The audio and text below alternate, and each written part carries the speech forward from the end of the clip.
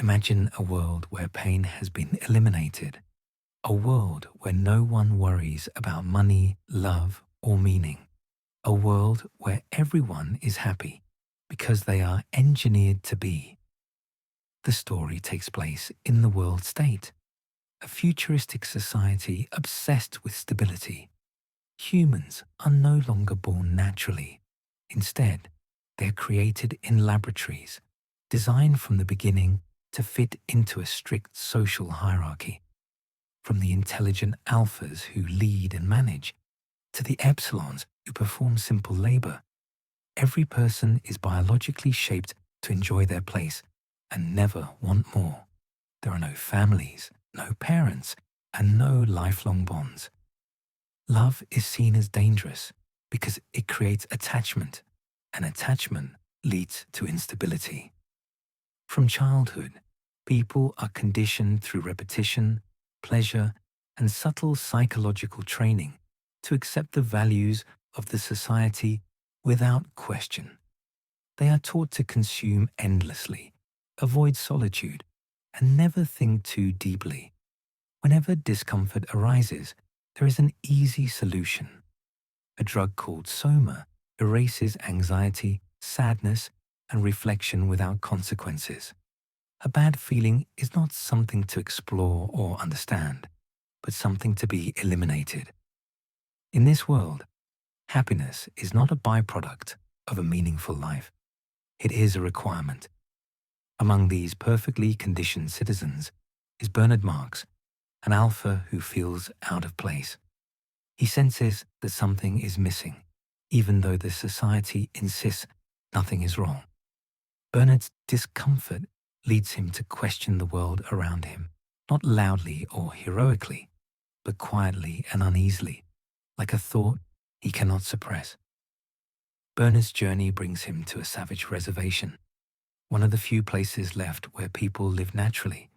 There, humans age, suffer, worship, form families, and experience deep emotions. It is here that Bernard meets John, a young man born naturally and raised with the works of Shakespeare. Through poetry and tragedy, John has learned about love, honor, sacrifice, and meaning. When John is brought into the world state, the heart of the novel is revealed. To the citizens, John is both fascinating and disturbing. He believes pain has meaning. He believes love requires commitment. He believes life should be felt deeply, even when it hurts. His presence exposes the cost of the society's artificial happiness. The leaders of the world state explain their philosophy clearly. Truth, beauty, religion, and freedom were sacrificed for stability. Art makes people feel too deeply. Religion encourages questioning. Freedom creates uncertainty. To preserve order and happiness, these things had to be removed. The society does not control people through fear, but through pleasure. Citizens are not forced to obey. They are trained to want what they are given. They are not imprisoned. They are distracted. John cannot accept this trade. He sees that without struggle, joy becomes shallow, and without choice, happiness becomes hollow. He tries to reject the pleasures of the society and live with discipline and purity, but even his rebellion is turned into entertainment. In the end, the world he longs for no longer exists, and the world he lives in will not leave him alone.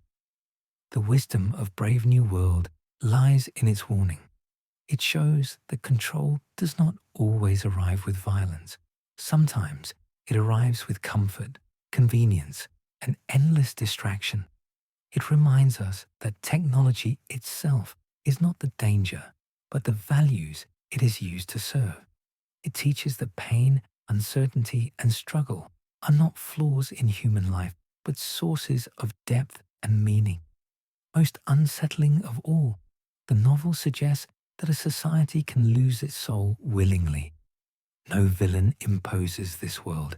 People accept it because it feels good. Brave New World ultimately asks a quiet, disturbing question.